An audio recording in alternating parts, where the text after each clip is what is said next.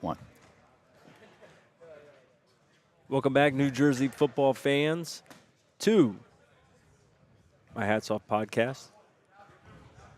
We are live in Moorestown here at the Senior Showcase. Just 1 second.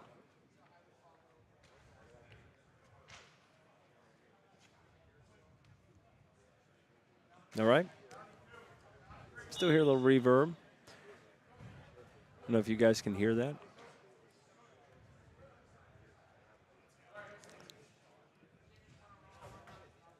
See Rod's working diligently to get this fixed.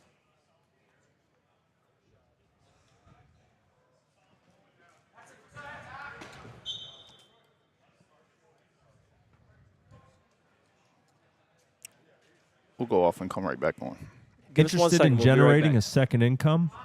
Have you thought about real estate? If not, consider South Jersey Elite. They have 8 total team members. All of them have come on in the last 2 years and had no real estate experience.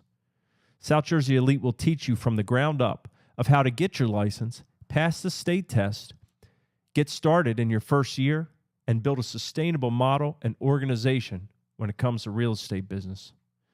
They've compassed technology support, which is second to none in the industry. It allows you to streamline your time and marketing campaigns. South Jersey Elite, this may be just for you. If you're interested, have a conversation. Call 609-314-9862. That's 609-314-9862. South Jersey Elite wants to hear from you.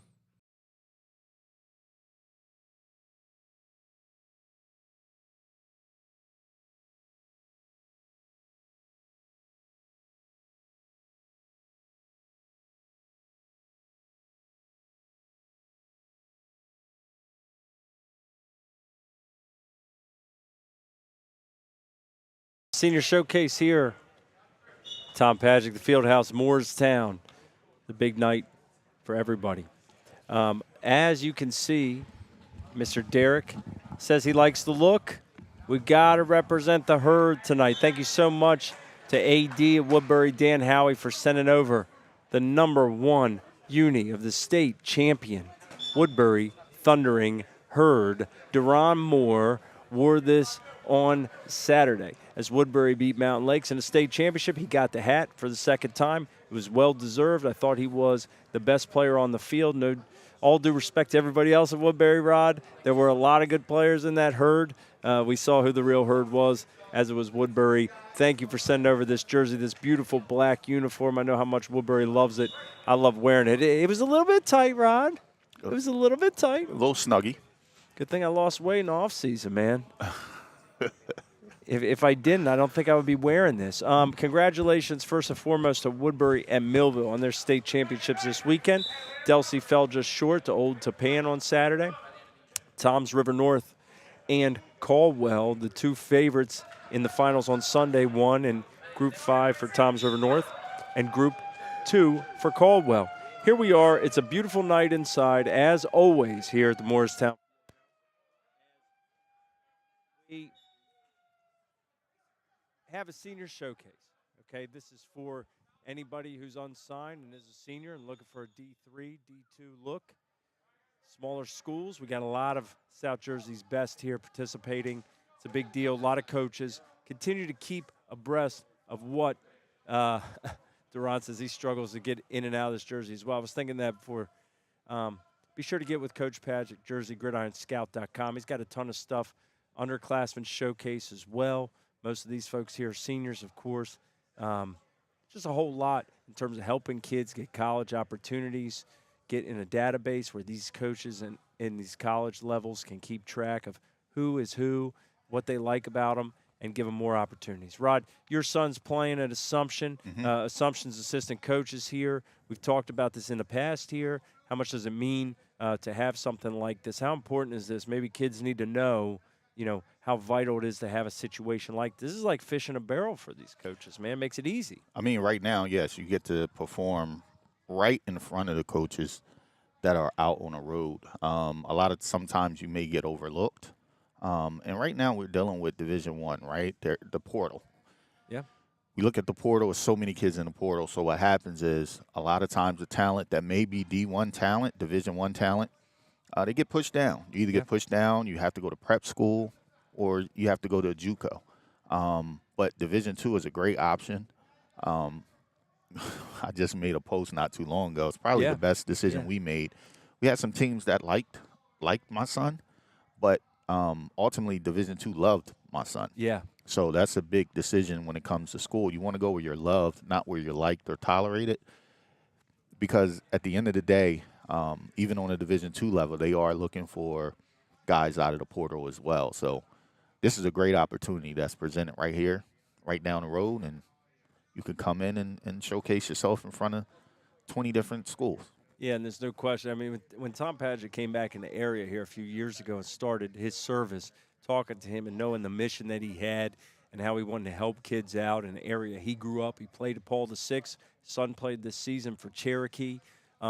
He's just a great, great guy who knows a lot about college football, coaching there for years, understands every aspect of it, the academics, the different schools, what they're looking for, the coaching staffs, a lot of friends, a lot of networking across the area. So I know many of you and your kids are interested in playing college football, and no matter what level, Tom Padgett is someone you should hook up with. That's why we use him on our shows. We always have his advertisements. He makes sure to give us some players to watch. We trust his opinion. It's a big deal. So all that aside, here we are. We're inside. We're in the dome. It kind of felt like, hey, you know what? If we were in a dome Saturday morning, we might have felt a little bit better as that Woodbury game kicked off at noon against Mountain Lakes in a Group 1 state championship. And, you know, the rain, the wind, I think the herd of Woodbury were a little bit slowed down in the beginning. But once that rain stopped at halftime, they made no bones about it when they came out. They scored 57 seconds into the second half, and from there they rolled 31 unanswered in the second half. I want to go down a list of guys I thought were fantastic. First off, Anthony Reagan Jr., he could have worn the hat. 200-some yards rushing. He was like a bull in a china shop. Brian Johnson, good at quarterback. Jaden Johnson, his brother, excellent interception on a throwback pass. Continued to do what he's done. Dom Abatelli, always bringing that snarl across the board. Also, how about a guy like Red Row up front, Solomon up front, everybody up front. Red Row 75. Who's 75? 75. I don't have the roster. Well, I know Derek's in here. Derek will tell us who it is exactly. But either way, everybody that pitched in was great. What Duran did that was really special, I thought, was right when Woodbury had turned the ball over and they're up 12-7, there was a play where a quarterback ran out, flushed out to the left, tried to break a tackle or stay up, and Mr. Moore, number 1 right here from the herd, separated him from the ball. Woodbury got it, then went down, scored, and really that was the end of the ball game. You look at the stats right here, Rod, and we're looking at them. First downs, Woodbury 15-9 over Mountain Lakes. You look at passing yards for Mountain Lakes, 30. 114 total yards on 52 snaps. Woodbury defense was outstanding. Avari Morton is number 75. Thank you, Kevin. Avari Morton played great. I tell you what, man, you could see him on the sideline. He was locked in. Right. This was a game, and Jabron Solomon, of course, spectacular as always. We could go down the whole list of players for Woodbury. What I loved about this Woodbury team, they were continually explosive. Ibn Muhammad caught a touchdown pass. Young freshman. When this team got rolling with big plays, Woodbury, they avalanched you. There are some teams that bludgeon you, and there are other teams that can just kind of have fireworks all over the field. And this Woodbury team was a special team. I'm glad that they won the state championship for those fans. I know they were very excited. They traveled well. This is a team that was unstoppable for a lot of their time in the midgets with the Steelers, Rod. You know that? Yes, sir. And you know what's funny? I was up top. I once they told me it was a press box and I can edit up there, I was in heaven. I got to sit down and edit and make sure we got graphics and things out like that. But, you know, the guy next to me, I mean, he was just talking. Yeah. And he's like, I thought Woodbury was better than this. He was like, what's slowing them down? What's going on? I said, it's raining. And he was like, really? I said, yeah, it's raining. So I think he thought I was trying to be a smart, Yeah, right? yeah. So the rain calmed down and Woodbury got on a roll. Well, they They did. got on a roll. And he's like, what changed? I said, it stopped raining. Yeah. I'm like, Woodbury was able to do what they wanted to Mm-hmm. when it dried up. Yeah.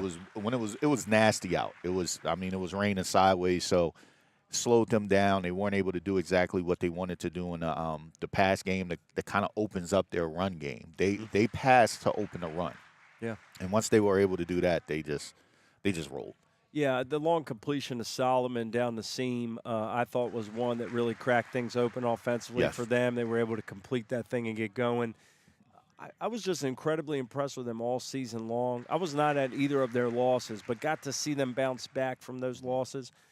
And, I was really happy for Duran. And this is a guy that, he got that late touchdown on the goal line, a guy that, could be a starting running back and a starting linebacker for most any team in South Jersey. Yeah. He was so great defensively. The accolades were easy to spread around for this team, and rightfully so, and that's what a championship team should be. But his leadership, I thought, from the beginning when we saw him, was incredible. I'm sorry. I just got startled. Yeah, no problem. I just saw a coach. And this is we're here at Padgett's place. I'm sorry to cut it off. We'll get back to Duran. Great. A guy just walked in that I met when my son was 9 years old. Mm-hmm. Down at Ohio State camp. He was a grad assistant. Moved on from Ohio State was on the Rutgers staff. Mm-hmm. Right now, he just walked in. It looked like he had a Fairleigh Dickerson logo, but that's why you want to keep those relationships. Sure. So I'll make sure I speak to him, but I just wanted to get that because it just shocked me. He was on the staff with Urban Meyer and some of those guys, so the network that he has. But well, I was going to say, Rod, wearing this in this uni tonight, I know Kevin texted me. He's giving me a hard time. I told Dan if they won the state championship, I'll wear this uni on air. I love the black unis for the herd. I know they do too. Mm-hmm. This is authenticated. I mean, this is the first state championship ever. The hat winner from the first state championship Yes. ever wore this uni. I mean, this thing is going to go up in the rafters. And they did you a solid. They washed it. Yeah. It actually smelled good when I took it out the bag. I think Duran's uni still has like some orange from the helmets and the unis of Mountain Lakes when he was laying them down. Those Mountain Lake guys, I watch things from a different perspective at times, and I can tell you for a fact, they went home and told their mom and dad, I have never been hit like that before. Yeah, it was hard in. Guarantee you the one play, the kid comes up the A gap and Deron Moore just meets him right in the hole. Yeah. And it's just like after that he took their heart. Like no question. Woodbury started taking their heart. Big number 75. He was just dominant on that line. Solomon was dominant on that line. They started to take their hearts, and you can kind of see the shift change. Well, and the guy who landed the ultimate glance that made sure this thing was going to be a runaway, we didn't mention Wilson Torres, pick six. Yeah. Another great game for him. The Woodbury team was special all year long, and again, this is a team where the leadership and Coach Reagan, Coach White, Coach Shorts, the entire staff did a great job week in, week out, continuing to be that three-braided cord that Coach Reagan talked about, and that is off the field, coaches, players, alumni, on the field, starters, backups, and every other piece of that support staff, whether it's coaches, managers, anything like that. There was just a togetherness, and I think that's pretty appropriate, meaning that it was the herd. But they certainly thundered in that championship, the first state championship in public football history in the state of New Jersey. Woodbury 31, Mountain Lake 7. It was an honor. There was a great quote that Duran told me after the game. He said, I didn't want to wear turf tape. Now, he had blood coming down his elbow on one of the plays, and a trainer had to tend to it. Somebody suggested, put some turf tape on that. After the game, he said, I didn't even want turf tape for this. or any of my arms because I wanted the scars from this turf to last for the rest of my life. Yeah. And that's the guy you want playing middle linebacker on a state championship Absolutely. team. Absolutely. That's a great guy to lead your defense and lead your team into Yeah. that moment. I mean, they're battle tested. They had their lumps. You know, they had their ups and downs from years of getting beat by, Paulsboro and then the Salem speed bump that they ran into. And they got over the hump. It's sometimes it won't be pretty. You're going to lose a game or two, but they stuck together and they continued to fight and play together, which is a great thing, ultimately coming down the end. Yeah. Congratulations to Woodbury. That was the first game of the weekend. The second game we had was Delsey and Old Tappan. Delsey lost that in the Group 3 state final, 24-14 to Old Tappan. The Golden Knights go on and win. For those of you who wondered if I would be true to my word, as I said on this show, I was. Nico Ottamanelli of Old Tappan hit a 46-yard field goal that proved the eventual game-winning points. He got the hat. He's the first player outside of South Jersey to wear the hat. It has finally happened. To those up north, I know Hector, I know Dwayne, I know Coach Ab, and many others have been clamoring for it. I think they thought maybe I wasn't going to come through, but we did. Nico deserved it. That was a heck of a kick, Rod, 46 yards. Old Tappan ends up getting another touchdown late.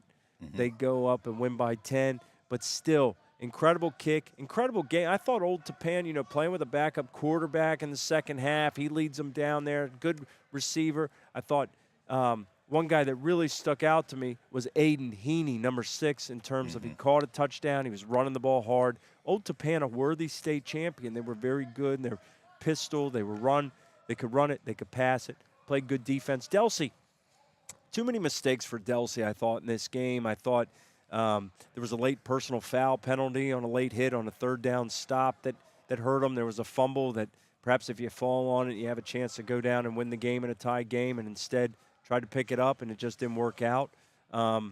Also fumbled on the first possession. Just not a Delsey-like performance for Delsey, and Old Tappan was able to take advantage. I thought they were really, really good, solid across the board. I don't know what you saw up top, Rod. I was downstairs, but that's the way it looked to me. I thought Old Tappan played a championship-level game to win.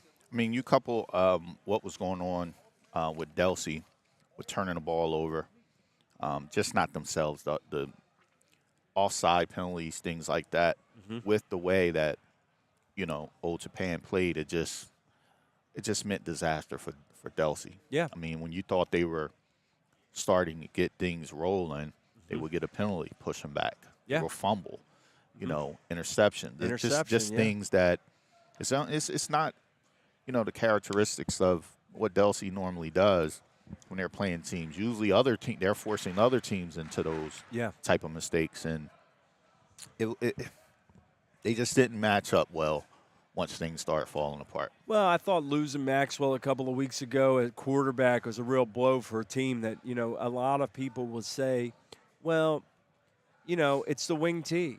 Yeah. But when you've got a guy who's as sure-handed back there and knows that offense inside and out, one of your toughest players, and a guy who's a complete leader on the team, and other parts of the offense that facet off of that wing T and things that they've been able to incorporate during the year, then fell by the wayside. And that's no knock on Jimmy Reardon, the backup. It's just a matter of fact. You have Maxwell as your starter.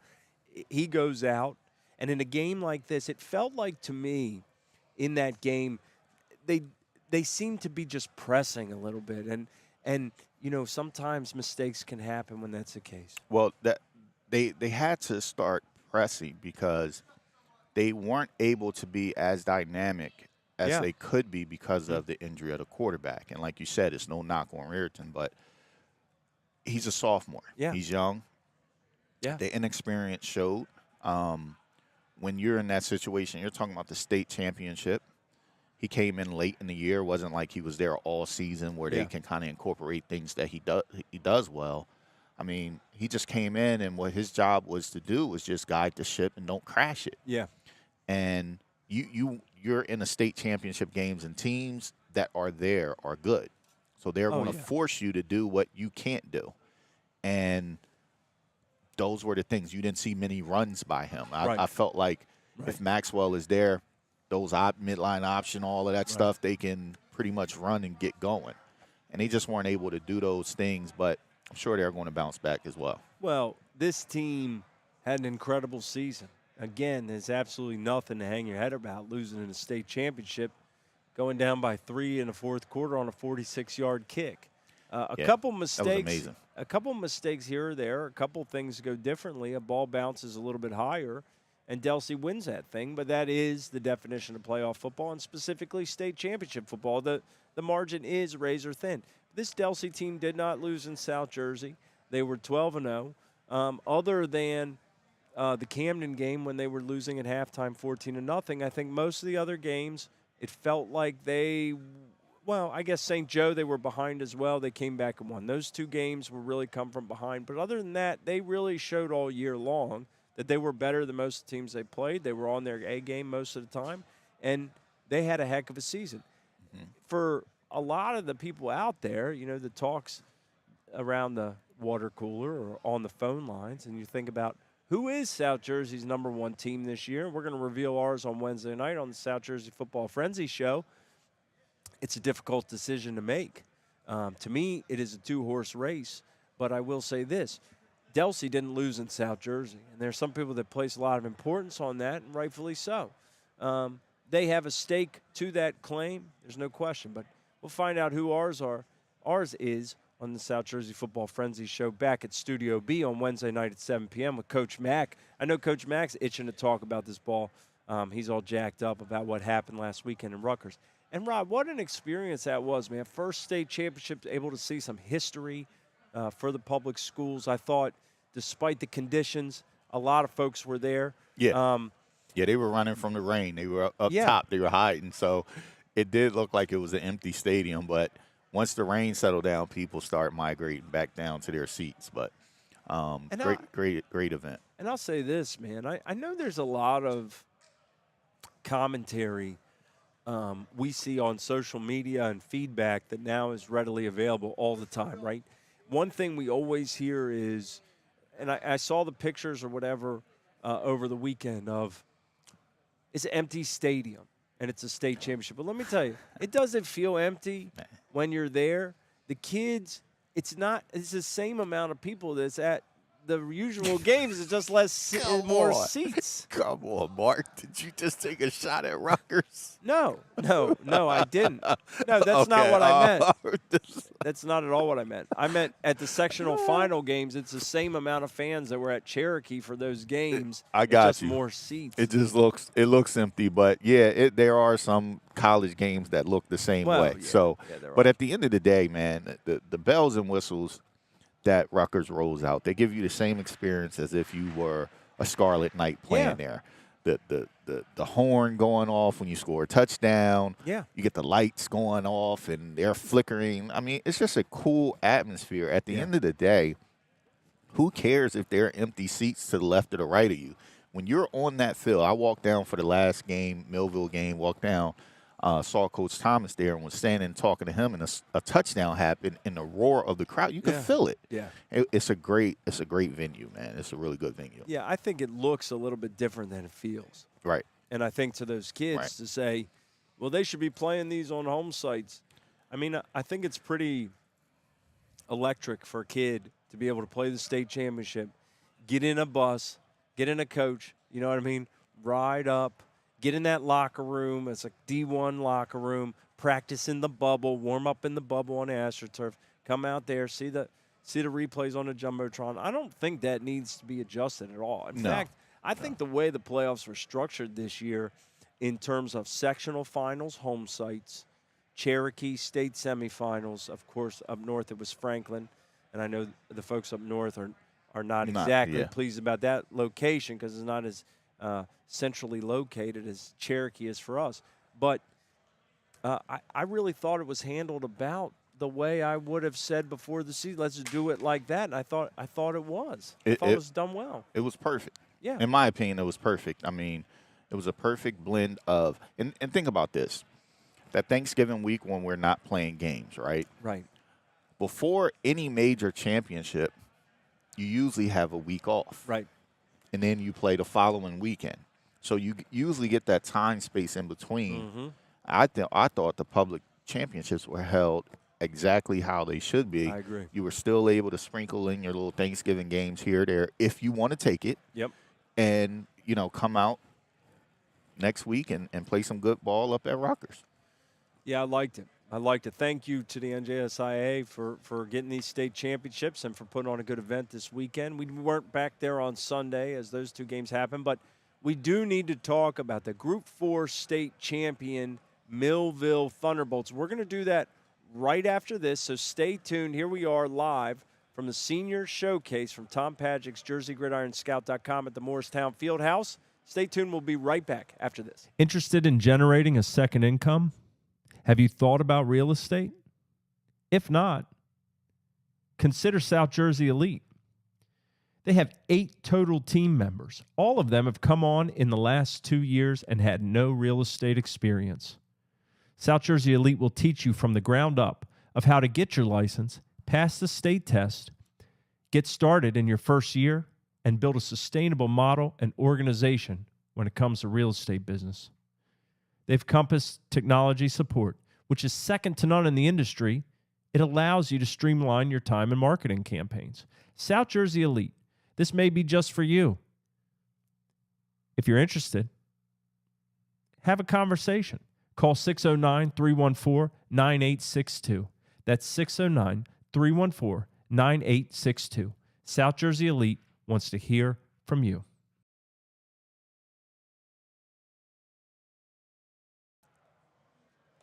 All right, welcome back, New Jersey football fans, to My Hats Off podcast here live from Morristown Fieldhouse, Jersey Gridiron Scouts Senior Showcase. It's time to talk about the nightcap on Saturday, Rod. We had Millville, the Thunderbolts. Millville came into this game. They had an incredible defensive stand against Hamilton. They ended up coming back and winning 18-16. In the state semifinals, they played Mainland. They faced first and goal at the 4 for the Mustangs to put it away. Millville kept them off the board. They win that game 18-14. So they won 18-16. They won 18-14. They played a Turkey Day game. They won that one by a different score. But then they come back, Rod. They play in a state championship game against Northern Highlands. Look, this was not at all a masterpiece performance by Millville. I'll say that. I don't think there's anybody that would disagree with that. But their defense repeatedly answered the bell again and again and again. And Northern Highlands is sitting on the 8-yard line on the last play of the game, and they didn't get in. They didn't score in the second half. Millville wins again, 18-14. The defense was incredible. I could have given a hat to the entire defense. Latsier Brooks got the hat for this reason. He had 113 yards receiving and a touchdown. He's one of the best players in the state. But the reason he got it, he blocked that field goal. He blocked a field goal where, again, the OBG, Dennis Thomas is in here, assistant coach of Rutgers. Hey, Dennis, good to see you on Saturday. OBG stops him inside the 10 after a turnover. Hey, Coach Scanlon, one of our favorites, who's now at Alvernia, former Clearview coach.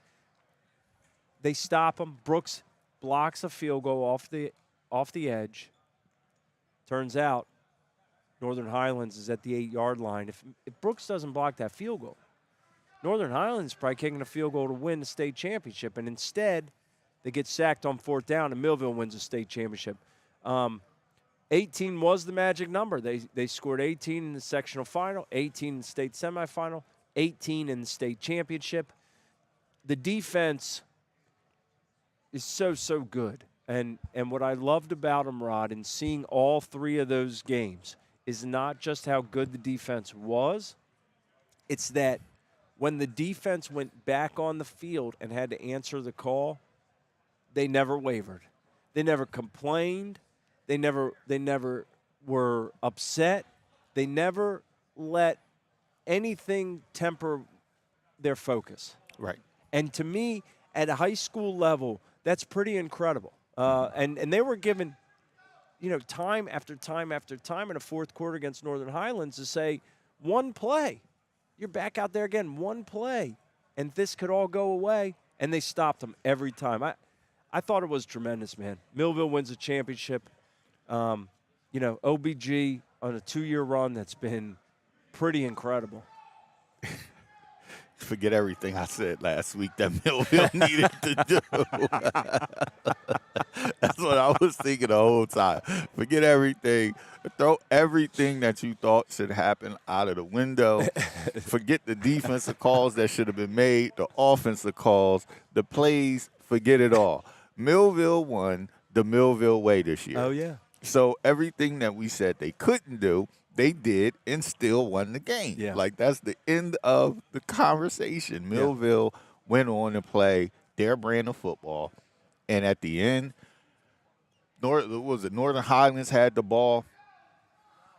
At one point, did you think they were going to win that game? No. I didn't even. we I think they could have given Northern Highlands. Come on, they could have spotted them points. Northern and Highlands still would have won. Northern Highlands, really good team. I thought the way they were, there was an exchange that happened in the second quarter that really summed up the way this matchup was going, and that is Northern Highlands had a really long touchdown drive. They marched down the field, converted a lot of passes. They continually hit their star tight end in the flat. They end up marching down and scoring, and really, it was a fine drive. Okay, and at that point they take the lead 14-6, and you think, wow, that was pretty technical. Right. They were like technicians. They went down and took care of business. So Millville gets the ball back, and in 2 plays, in 32 seconds, the score is 14-12. They hit Freddie Levant on a slant. He goes all the way down there. Naeem Sharp runs it in. And it's like it took so much to go down and score for Northern Highlands. Everything and Millville's like, all right, and then flip the switch. Boom. The explosiveness, and then after that, being able to kind of work some man on number 10 and take away that throw in the flat. I just thought Highlands didn't offensively have any answers after halftime, really, for Millville. And that's been the case for Millville this year. Second half defense was just really, really good. Well, they put that stronghold on you. Yeah. And they're able to adjust, make changes on the fly simply because they have the guys to do it. Oh, no question, yeah. So going from, playing a little zone and then switching to man, that right there kind of put Northern Highlands in a position where someone had to make a one-on-one play. And those 50-50 balls and things like that, they're not getting those. Millville is getting those 50-50 balls. They're picking the ball off, and they're putting pressure on the quarterback to make quick decisions. And, here and there occasionally they were able to get it off, but for the long haul in that second half, they weren't able to get anything. So, just hearing the different reporters from the different areas that have seen that team, they were kind of shocked as well that Millville was able to do what they wanted to do in the second half. I felt like Northern Highlands could have had 200 snaps on offense in the second half. They weren't going to score a point. No. I really felt that way. And you're right. Millville's got the guys. I mean, they have the guys. They have a supremely talented roster. They have great players. And, they play as a unit, man. They play as a unit. And you cannot forget about that. Like I said, that togetherness and the way that they've played. They fumbled the ball. They lost 3 fumbles. They threw an interception. They were, -3 in turnover differential? Right. They had 11 penalties for how many yards? 86 yards. We're almost 100, They had a turnover on downs on the final play of the first half at the 1-yard line. All those things, 90% of the time, we just talked about the slight margin of error specifically for Delsey in their championship. If all those things, if you wrote them down, you're going to be -45 in penalties yardage. You're going to be -3 in turnover differential. You're going to stall out at the 1-yard line with a chance to take the lead at halftime. You're going to do this, and the other team's going to have the ball. How many possessions inside of your 50 on the final? All these things. Most teams in a state championship game are going to lose if one of those things goes against them, and not Millville. They are the state champions of Group 4. And it's not most. It is Everyone all but Millville. except Millville. Like I said before, man. I was at home and I'm like, they can't play this type of game. It's a state championship. This, that, and the whole time they were sitting there like, yeah. When we need to flip the switch, we know what to do. Yeah. The game-winning touchdown pass was Josh Zamat. Not Josh, I'm sorry, Jacob. Jacob Zamat. I was thinking about his brother, the assistant coach. Jacob Zamat, who went 24 of 34 with 2 touchdowns. He hit Brooks. He threw for 264. He also hit the game winner to Levon on a little pop pass there in the back, kind of back line of the end zone on a nice play design. Look, I thought, again, they are the state champions for a reason. I will say, when I was there earlier this year, when they lost to Irvington, and I know many of you have watched the show, you probably remember me talking about that game up at Rumble at the Raritan. It was Millville had played Sunday against Thomas Jefferson at Battle at the Beach of Pennsylvania, and they had won handily. That Friday night, they played a very good Irvington team, who was the other team left standing last year when it ended at regional championships in Group 4, who, coincidentally enough, beat Northern Highlands in that game a year ago and lost to Northern Highlands in the playoffs this year. And I remember Millville losing that game.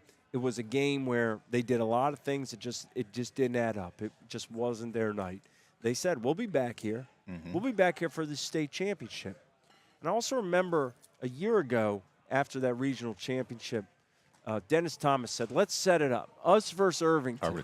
State championship. That's when he was screaming. Yeah. He said, he said, Lagamba. We want to, talking to the AD, Dave Lagamba, he said, Lagamba, let's set it up next week. That game didn't come to fruition. So they played at the Rumble of the Raritan, and Irvington won that game and deserved to win it. And Irvington's coach after the game said, Millville's coach wanted Irvington.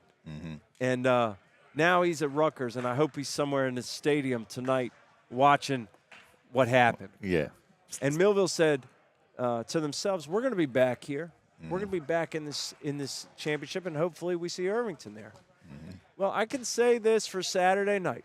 Millville's former coach, Dennis Thomas, who's in the comments, he was there in that stadium watching Millville win the state championship, and they are the only team left standing in Group 4. So, Millville ends up kind of in a way with the last laugh. The Bolts, state champs, Rod, and up and down the roster, very good. They bring a lot of this team back. Some of the key players, Marcus Offer is a sophomore. Latsier Brooks is a sophomore. Jacob Zamat is a junior. Naeem Sharp is a junior. More and more and more of these guys. Hale, I believe, is a junior. Millville will be right there when the season starts. OBG, it's lonely at the top, Dennis says. LaQuint Allen was on the sideline of Syracuse. It's great to see you, LaQuint Hunnett, doing his thing. Here's another thing that we were talking about. Pat Rice, who does a great job covering the whole state in terms of his blog. He does a really good job. He was there on Saturday, and he mentioned something at halftime of, well, what do you think? Is Millville in trouble here? And the way it kind of felt, Rod, this Millville season, as you said a little bit, and I summed it up to Pat, is that it was a little bit like the showdown at the OK Corral. And Millville walks in, and the opponent's there. There's bullets flying everywhere. There's craziness happening everywhere. And then the dust settles, and Millville's standing there, and they walk right out. Right. And they're chanting OBG. Right. And that's what happened, man. It just adds up to OBG #1, one of the first 5 public state champs.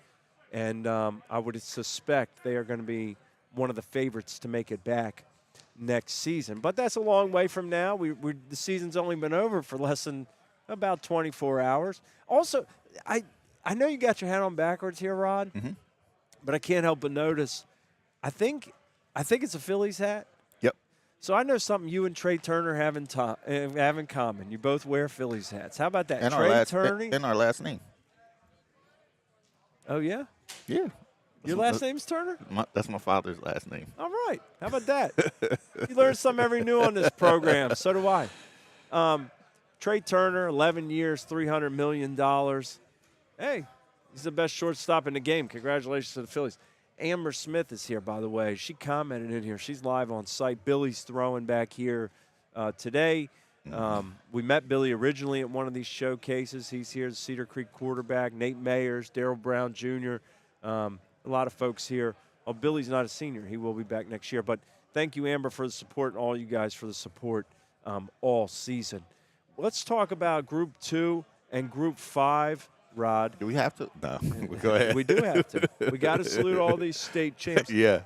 Group 2 yesterday, Caldwell beats Rumson Fairhaven 18-14. Same score as the Millville game. Right. Very interesting game. There was a fake field goal. They went for a touchdown for Caldwell. No replay. There was no replay. The foot was out, it looked like, on the picture. It was ruled in. Caldwell ends up winning this thing. They extend their state-long winning streak to 28 consecutive games. I know Rumson obviously upset with the way things went down.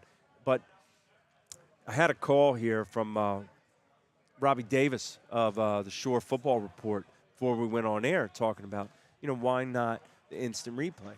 And, I'm not going to say whether there should be instant replay or not. Okay, I'm not going to do it because last year there were 2 plays that looked like instant replay was needed, and I think instant replay was used, and I think both times the calls might not have been done correctly with instant replay. A little suspect. So they took it away. It's just not administered through the year, so they figured, it doesn't really make sense to administer it in the state championship. It's not the proper protocol. Could it have helped yesterday? Absolutely. Did it help last year? Maybe not. So I don't know the answer to that quandary, but I do know this. Caldwell is a deserved state champion regardless. They were an incredible team. I feel bad for Rumson Fairhaven for that being a part of the same way last year. I mean, when we talked about that Cedar Creek Camden East Side game, I felt terrible that and I think everybody felt bad that there was something disputed about the result because you don't want to take away from the winner.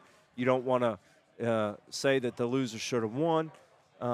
It's very disappointing that it comes down to something that close. But, again, that's football, and it is a game of inches. In the Group 5 championship, Toms River North did what they had been doing. The Mariners, very clearly, in my opinion, the top public team in the state. They beat Passaic Tech. I think it was 28-7. At Toms River North, they bring a lot back as well. I would imagine they'll finish about 2 or 3 in the state overall. Yeah. Micah Ford, incredible. I think somebody said he's the Heisman type player. I would think he'll probably be state player of the year. Do you, Ron? No question. Some of the conversations and people never saw. They never had the chance to see Toms River play. And my first question to them was, how big is the front line that they're playing against? Right. If they're under 6'3", they're not big enough. I mean, just legit, they're able to do things up front that allows Michael Ford to get going. And when he's at that second and third level, he's a dangerous guy. Trying to tackle him one-on-one, I mean, he has power, he has speed, he has it all. And another part of his game is the passing game, which is really underrated. Yeah. Because he's able to do so much. Yeah, I mean, they were a machine. Yeah. And, I mean, he had cramps yesterday. Right. So, Bear says they cover my spread. They did. How were the spreads overall, Bear? I think you had please chime in because it was good to see you, by the way, at the state championships. But, you came through.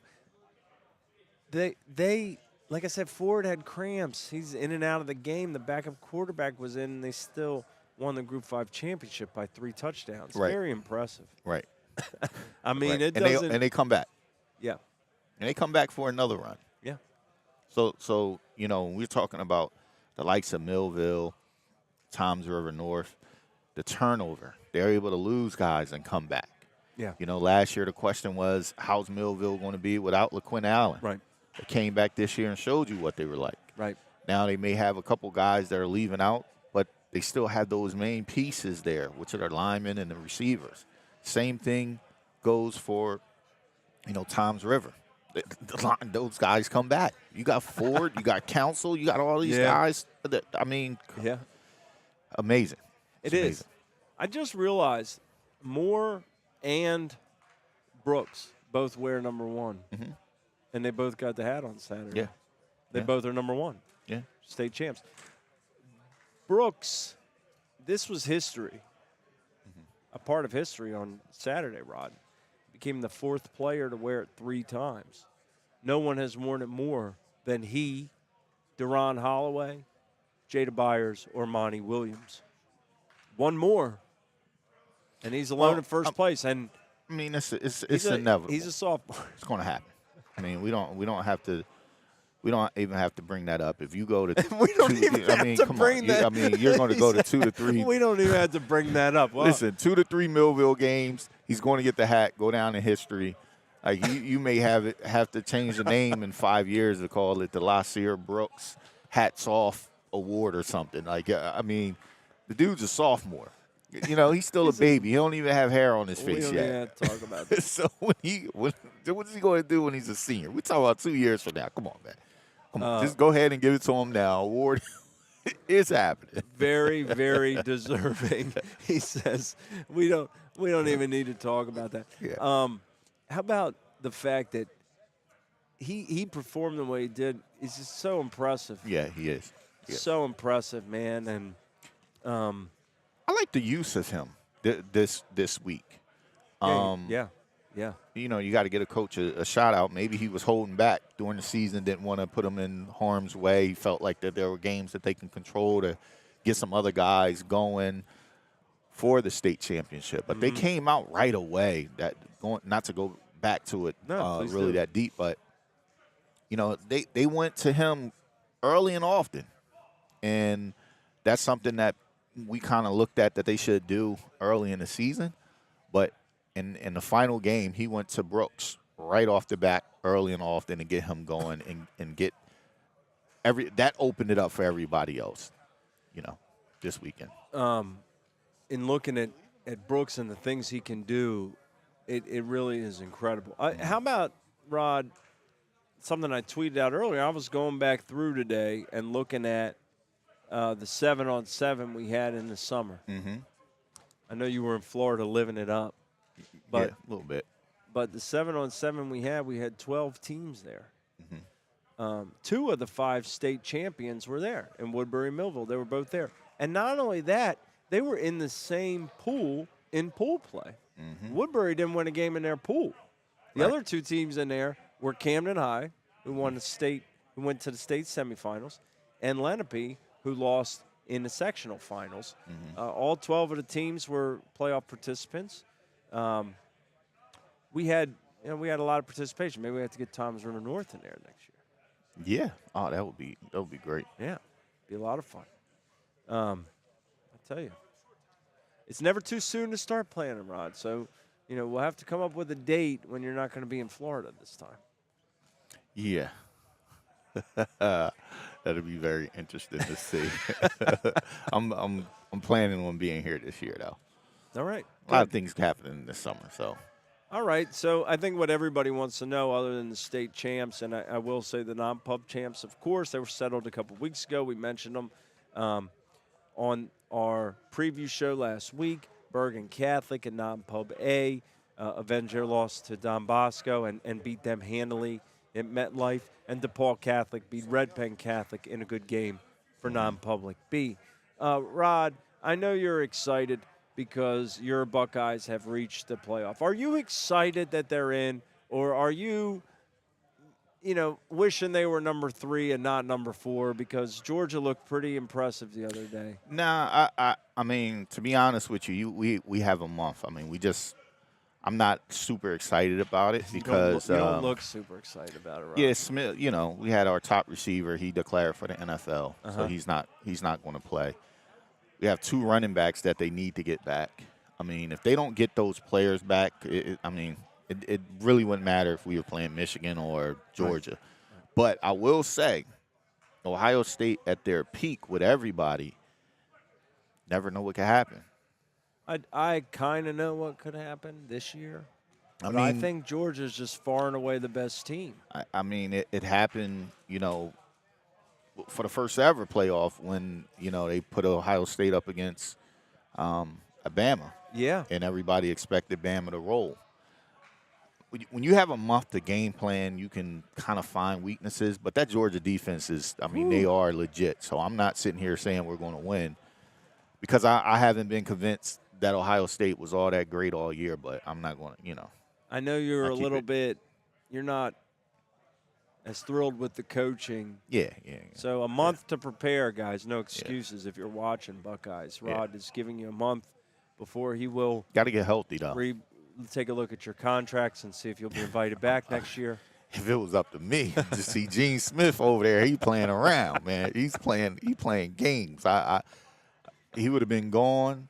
You got to bring in somebody who understands the culture. Ryan Day doesn't understand. He think he still at Indiana or somewhere. I don't know where he think he is, but it's a different culture. Well, I'll be sure to give you a hard time about it. Yeah.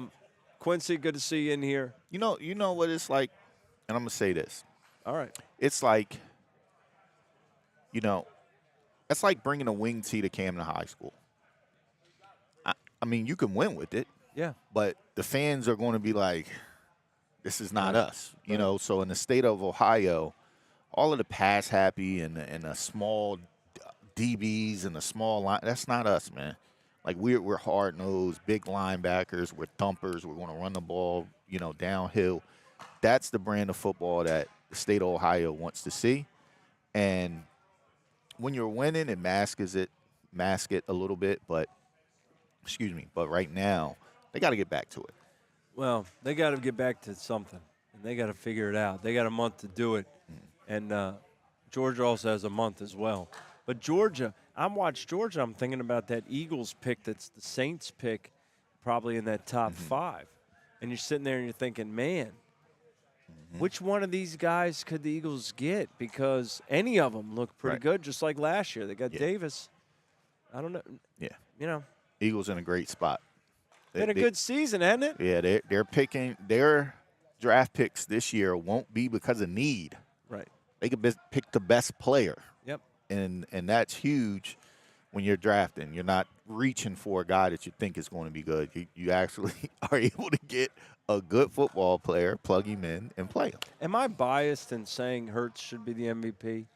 Am I wrong? Is it just because we watch him week in? I know he's the top 2. A lot of people have Mahomes first. I say it's Hurts because he's the Eagles quarterback. We see him week in and week out. We know how good Mahomes is. Am I biased or is it Mahomes? I don't think you're biased. He has a shot. I mean, he's able to do some things, but they have to look at the voting system has to be a little different this year, especially when you're looking at what Hurts bring. I think they're doing points this year, right? One week he could have 300 rushing, and next week he could have 300 passing. So he's a different type of quarterback candidate for the MVP. Yeah. That they're normally used to. Well, he looked great passing the ball yesterday against Tennessee. Carved him up. A.J. Brown, of course, had a big game. It's been a great football season all around. I mean, the Eagles have done well in the area, obviously. That's a big deal. But really, South Jersey football, they represented from the beginning. I thought we had a lot of compelling situations. We had a lot to talk about week in, week out. We are going to talk with Coach Mack on Wednesday night and get his thoughts and kind of put a bow on the whole season. I thought for the first time having a state championship, we showed how good the football can be here, specifically in Group 1. I thought Woodbury, that's exactly the way we assumed it would go when it came down to the state championships. The Woodburys, the Salems, the Paulsburs, the Woodstowns of the world would be the best Group 1 teams. I think Woodbury demonstrated that. If you put Salem on that field, I think Salem could have beat that team too. I agree. It. Like I really think the state championship was the week before. That 295 is something serious, man. Yes. That's 295 South is something serious with those teams. And we have 2 teams. We have a few teams in Group 2, I think, next year are going to be pretty tough to beat as well. Of course, Haddonfield will be there, in my opinion. But Gloucester brings a lot back. That was a team as a sectional finalist. And Willingboro brings almost everybody back, and that's who beat Gloucester. And they made the state semifinals and lost to Rumson. I think Group 2 will be nice. I think Group 3 is going to be steadily good as well if things stay the same. Cedar Creek brings a lot back off this year's team. Camden will be good again. Yep. East Side will be very, very good. They had a lot of juniors. 4, of course, you're talking about Millville. And Group 5. Group 5, Toms River North will be, again, the prohibitive favorite next year. But South Jersey will have some opportunities to develop some programs into that top stage in terms of the states. So there's a lot going on. Here we got got a guy in here. Little man, dog. Yeah, he's doing some drills. He got those retro Jordans. He is dogging them. He's walking on the hill of them. And I know you're a sneaker guy. I am. So when you gotta have kids, man, you put them kids in some Skechers with lights on them. You don't let them dog the retro. L.A. lights. No, L.A. gear. LA That's what it gears. used to be. Yeah. Battle at the Beach should be extraordinary next year as well. We got a lot of matchups. I don't know how many have been announced, but from what I've heard, there's going to be some tremendous matchups in that one next season. You know we'll be there, Rod, down on the boardwalk. Yeah. Some of these coaches in here doing more eating than scouting, man. Well, I ate beforehand, and I might even eat afterhand. You all, it has been a pleasure. I don't know if the Hats Off podcast will be – I don't know how we're going to do it yet, Rod, but I do know this. So far, I'll say stay tuned to find out where you'll see us next. But this has been great. It was great chopping it up with the kids and the coaches and the parents out here. Coach Pagic, again, does a great job. JerseyGridironScout.com. If you know somebody who has a kid who's playing high school ball, or your kid's playing high school ball, or you're a kid and you're playing high school ball, go there. There's a lot to help you in terms of getting your name out there and getting your stuff out there in front of college coaches. Yeah, and I can't say it enough, man. If you're a D1 guy, you will know off the rip. Some guys are the borderline. They can go D1, or they could go D2, or they can go D3. It's not that big of a difference in some cases. And I'm telling you guys, don't cut yourself short. Tell the parents and players, open up your options. Don't have them in one. What's going on, man? I haven't seen him since like 6th grade. He's a pretty good quarterback. He's out of Rawway. We had him in one of our events. He's getting big kid. But definitely open up your options. Don't close that door. Like I said earlier, it's coaches that they move up and down the ranks. You see right now what happened with Coach Prime. Yeah. Leaving, Jackson State and going to Colorado. Now those kids that have kept good relationships, were good in the program, different things, some of those guys may get an opportunity to go play up at a bigger D1. So just keep your mind open and keep the communication open with the coaches that are reaching out, no matter what level it is. Absolutely. It could change in a heartbeat. Well, and anywhere in life. Yeah. Anywhere in life. Make sure you maintain those relationships and show people the love and care that you would appreciate yourself. And you'll never go wrong on that token, no matter who you are or what line of work you're in or what you're doing.